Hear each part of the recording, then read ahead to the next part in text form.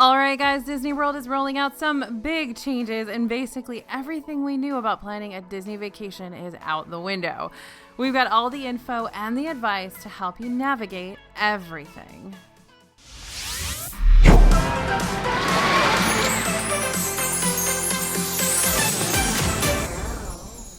Hey everybody, it's AJ for Disney Food Blog. All right, FastPass, advanced dining reservations. They used to be the only things you had to plan ahead for, but now you've got to get a reservation to even enter the parks. So with a lot of uncertainty and unanswered questions right now, this can be a super confusing time if you're planning a Disney trip for 2020 or 2021. So we're going to break down what we know and the tips we've learned to explain Disney World's biggest changes. We know you guys are in our direct messages. You guys are sending us emails. We thank you so much for trusting us to answer your questions. We are going to dig in and make sure that we give you all of the details we've been searching out ourselves, that we've been sitting on hold with Disney to find out the answers to. We're going to get all that stuff into this video. So anything you have questions about that's going on right now, we are going to try to answer that. We know this is a ton of info, so we created an info sheet for you guys with links to all of the current information over on the blog. You can get a totally free copy of that by signing up for our newsletter. Just head to disneyfoodblog.com/biggestchanges and we'll drop that PDF right in your inbox so that you'll be able to see everything we're about to go through right there in front of you. First up, let's talk Disney Parks Pass. So this is the reservation you have to have in order to enter the Disney World theme parks. You need both a valid ticket and a Parks Pass. Now, a Parks Pass is just virtual. You don't hold it, but you need a Park Pass reservation to get into the parks, and you need to make those reservations in advance. They're currently open for dates through September 26th, 2021. Yep, so you could be planning your Magic Kingdom day more than a year in the future right now. And we don't even know what Magic Kingdom is going to look like a year into the future right now. So that should be in everybody's comfort zone, right? Like planning your Disney trip way far ahead and you have no idea what the world's going to look like then. All right, so Disney still has new ticket sales for 2020 on hold. This is a tough one. This is one that a lot of people are having trouble understanding. So only those people who already had 2020 tickets or those who are booking trips in 2021 are able to book Park Pass reservations right now. You cannot buy tickets for 2020 at the moment. You cannot book on-property hotels. You can book off-property hotels, but you can't book on-property. So if you don't already have a ticket, you're not going to get into the parks in 2020 as of right now. Disney says they will reopen their ticket sales for this year later. They basically say like later this summer. Some places on their site, they say that ticket sales have been temporarily paused, which doesn't give a season at all. But as of right now, you cannot book any 2020 tickets. So even if your whole family has tickets except for Dad can't get a ticket at the moment, which is a super bummer, but I hope that makes it a little bit clearer. Now, for Park Pass, you can only book one park per day at the moment, and reservations are limited. But the number of reservations could change in the future if capacity restrictions on the parks are loosened. So that means if a date is sold out right now, that could change in the future. Disney really isn't giving too many specifics at the moment of when or if those availability slots will open up. Now, as for that one park per day thing, we know a lot of you have park hopper tickets, and Disney's got a few options for you since there will be no park hopping when the parks reopen. Now, it'll come back later, but it's not going to be there during opening days. So guests with Park Hopper or Park Hopper Plus tickets may opt for a ticket extension. That is something you don't have to do anything to get. Your tickets will automatically be extended if they're going to be. And guests may use their current date-based ticket by September 26th, 2021 with the existing add-on options if the options return by that date. So what does that mean? If you have a ticket for 2020 and you're not going in 2020, you should be able to use that ticket in 2021, and they're expecting park hopping to be back by 2021, if not before. Now, if you don't want to go to Disney World way in the future and use your ticket then, you can modify your ticket by calling the Disney Reservation Center at 407-WDisney. What you can do there is modify your package, modify your ticket, and this is where we're starting to see people get some refunds. I'm scared to say that word because Disney doesn't confirm that they give refunds, but we are starting to see some guests tell us, yes, they refunded my park hopper on my ticket. So if there's potential for a refund anywhere, it would be through this modification option where you call 407-WDisney and modify your ticket or your whole package. Now, if you don't want to use your ticket at all, you can opt to cancel your ticket or package. So park hopper options are still available to add on to 2021 reservations. So Disney is hoping to have that availability back up and running in the future. But if you have a 2020 reservation or you're going kind of early here when the parks open, probably not going to have park hopping, and you're going to have to choose to either modify your ticket or use your ticket at an extended different date in order to use your park hopper. Okay, now we've been uncovering a lot of glitches, a lot of confusion, particularly around how annual pass holders are able to make those park pass reservations. Right now, there's an either or. Annual pass holders can either book 3 floating park passes, and those don't have to be booked together, they can be booked anytime, or they can book park passes for the length of stay at a hotel reservation, and that has to be either on property, a Disney-owned hotel, or a Good Neighbor hotel that is participating in this program.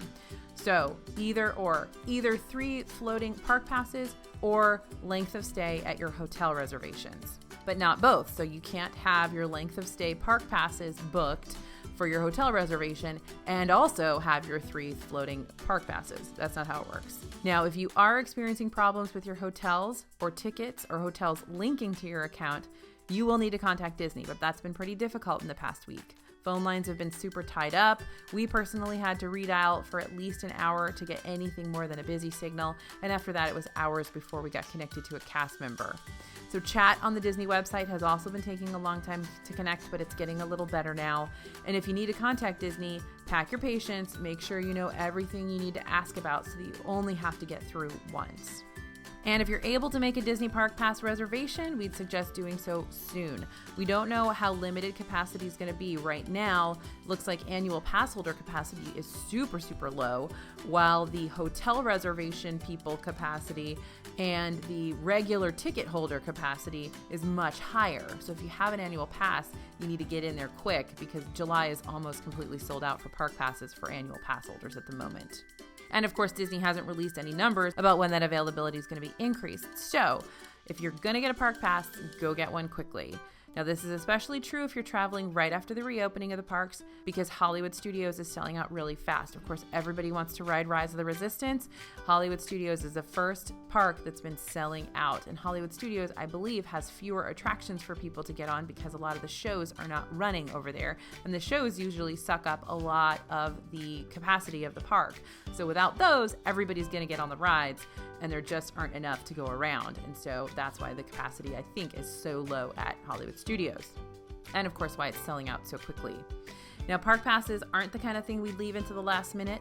Once those days sell out, there's no telling if more reservations are going to come available. So again, get your park passes as quickly as you can. Now, I know this is confusing. I will reiterate how confusing this is. So if you guys need any more or further information, you can find all of this over on Disney Food Blog. We have a lot of FAQs. We have a lot of answers to your questions over there. All the details are there, and that is all available to you. We've been working so hard to get the answers to these questions, and honestly, some of the answers change on a day-to-day basis, so we're doing our best to keep that updated and make sure that it's clear as possible. Next up, that no 2020 reservations. As I said before, 2020 reservations are not open right now, so if you don't already have tickets or a stay at a Disney hotel, you are out of luck. However, you can book a stay at Disney's Good Neighbor hotels right now, like the Swan and Dolphin and other Disney Springs area resorts. Many of those resorts have extra Disney perks, like extended FastPass booking windows, etc. But they also offer the opportunity to make Disney Park Pass reservations, so that can be super great. And note that you can also make dining reservations with your Good Neighbor hotel booking at resorts on property. So if you are not in the group that is eligible to make dining reservations right now in the parks, if you do have a Good Neighbor hotel reservation, you should be able to eat at the hotels. Again, Disney is very tight-lipped right now. News is breaking every day. If we don't have an answer to your question just yet, we may have it soon. So follow us on social media. Be sure to sign up for our newsletter. And if big news drops, like you can make dining reservations for your upcoming stay, we're going to get that info to your inbox ASAP. You can currently book a hotel reservation along with ticket packages up to September 26, 2021. However, not all hotels are available at this time. Animal Kingdom Lodge Jumbo House, Port Orleans, both French Quarter and Riverside, Wilderness Lodge, and the All-Star Resorts do not have an opening date. They're currently not showing availability for 2021 either. Animal Kingdom Lodge Kidani Village and Wilderness Lodge both have opened their DVC options, so you can still stay at those resorts, sort of. You just can't stay in the regular hotel rooms. Disney's released info on which hotels will open when. They're not all lined up with park openings, so for those of you with 2020 vacations, you want to check if the hotel you have booked will actually be open during your stay. Pop Century and the Contemporary are opening July 10th. Caribbean Beach Resort will open July 29th. Polynesian and Art of Animation are going to open August 12th. Yacht Club and Beach Club on August 24th. And currently, Disney Vacation Club rooms at the Beach Club are open. And the Grand Floridian will open September 21st.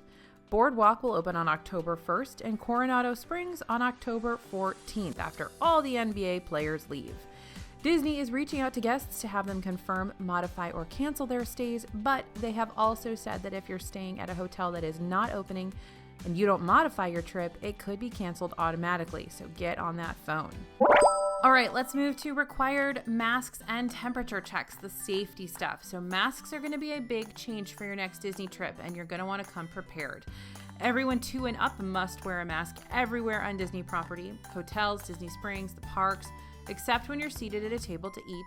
Restaurants will give you a bag to store your mask, or they will give you a plate to lay your mask on while you're eating, or you can pull it down to sip or take a bite of something when you're walking around, but you can't just take off your mask when you're walking around. Disney has been a little vague about what counts as a mask. They've just said that it must cover your nose and mouth, and I think we've heard them say a couple times it needs to tuck under your chin. So gaiters seem to be okay, but bandanas and those clear plastic face shields are a no-go since they're open at the bottom. Disney will be selling extras if you realize you haven't brought enough with you. And these are both paper masks in hotel gift shops for $1.49, or those cloth masks Disney's been selling at $6 each, or 4 for $20. Now, there are a lot of reports of these masks fitting super, super small, including my own family. I bought small masks for my 6-year-old son, and they are so tiny, they're basically infant-sized. So be sure to check out sizing. There are options to get refunds on your masks. You just need to contact Disney Store, tell them about it. We're getting reports that people are getting gift cards back or just getting their money refunded back to their credit card. So you definitely want to contact Shop Disney, let them know the masks don't fit, and get your money back. Something else to note, in those hotels, temp checks are not currently happening, and this could change when the parks open. Disney's relying on people self-verifying that they're free of symptoms, and they are still temp checking at Disney Springs, and they will be doing so at the parks as well, but not at the hotels right now. Again, things could change at any time based on guidelines from the CDC and the local governments, but this is what you can expect right now. So stay on top of the current rules so you aren't off your guard. All right, let's talk mobile check-in and online check-in.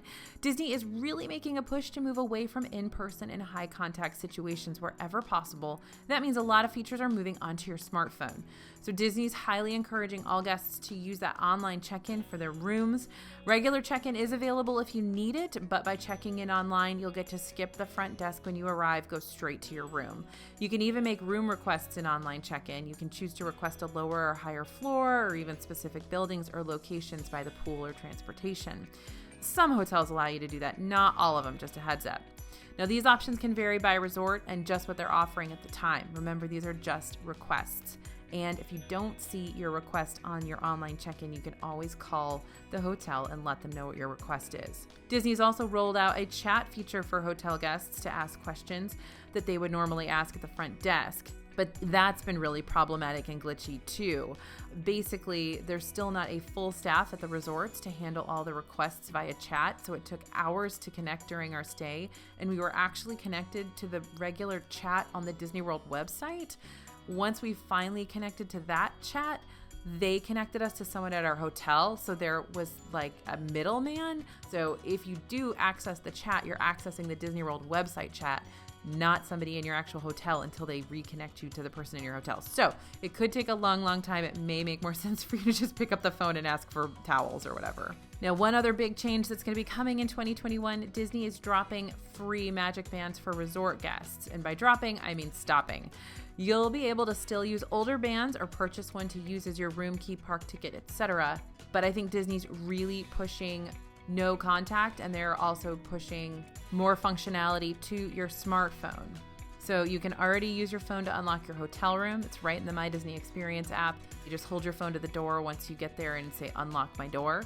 But it sounds like they're going to sort of push your park ticket and everything else onto your phone so that you're not using a Magic Band to pay for things, and et cetera, et cetera, et cetera. So that's what it sounds like they're going to do in 2021. But all they've said is that they're no longer giving free Magic Bands to resort guests in 2021. So we'll see what happens. Now, you're also going to need that smartphone for dining. Table service restaurants are using a mobile check-in process right now where you scan a QR code to check in. You confirm all your details, and then when you get your table, the restaurants have QR code menus, although there are typically paper disposable menus on hand if you need one. Several quick service locations we've been to have asked us to place our mobile order before entering, meaning we couldn't just walk in to take a peek at new cupcakes until we ordered something. Cast members are on hand if you need to check out in person or prefer to pay cash, but they're encouraging you to mobile order through the app and pay through the app as well. So if you don't have a smartphone, you can function in Disney World, but it's going to be a little bit harder.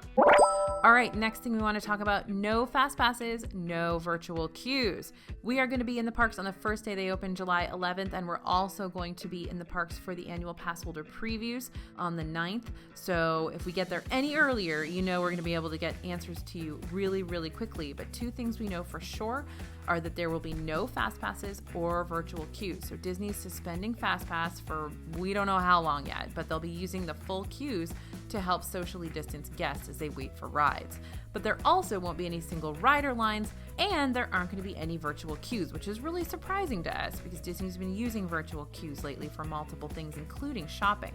And by the way, for those who don't know what a virtual queue is, it just means that you basically line up via your phone. So you get your spot in line on the phone, and then they text you when it's time to come back and ride the ride or go to the store or whatever. But it sounds like Disney's not going to be using those at all for rides specifically. They may use them for shopping, but not for rides, at least here at the beginning. Now, presumably crowds are going to be low enough that you won't have to wait hours in line, but we'll see how this plays out for popular rides like Rise of the Resistance, because they also won't be using virtual queues. We don't know if Disney plans on cutting off queues if they get too long. There are lots of unanswered questions here, so we will keep you updated. All right, characters also won't be found around like they used to, but you'll still see plenty around the parks, in cars, on boats, and really lots of other places, many cavalcades. Disney is very fond of using cavalcades, and there will be many cavalcades going around the parks with characters in them. And they're not really spelling it out for us, but we do have specific times that we know we're going to see characters, so that's good. And the other thing we do know is that you're going to need to have an advanced dining reservation in order to dine at one of the table service restaurants in the parks. Seems like walk-up reservations will be much, much less available at first, if available at all. All right, I know your head is spinning right now. There's so much detail, but all this information is over at disneyfoodblog.com/biggest changes. All you've got to do is sign up for our totally free newsletter, and we will drop the PDF right in your inbox with all of this information. So some things are going to take some extra planning, but we don't need to make FastPasses right now. You should be able to do Rise of the Resistance without getting up at 5 a.m., so I guess that's a win, although we won't see how things will work until we get in the parks. So be sure to keep following along. There are always new news items. We are going to have a ton of tips as soon as we start visiting the parks, and you know we're going to get them all for you. Be sure to subscribe here on the channel for all of our news videos. We update you weekly, and the latest tips and tricks we've learned for visiting Disney World now. So follow us on social media, sign up for our newsletter. We've got a team following this news day in and day out to bring you the most up-to-date, clear information that we possibly can, even if Disney's playing things very close to the vest right now. Thank you guys so much for getting through this whole video. I know there's a lot of information here, and we appreciate you. We are trying to get you answers. We are doing our best, and I hope that this is helpful. Thanks for listening, and thanks for watching. This is AJ for Disney Food Blog, and we'll see you real soon.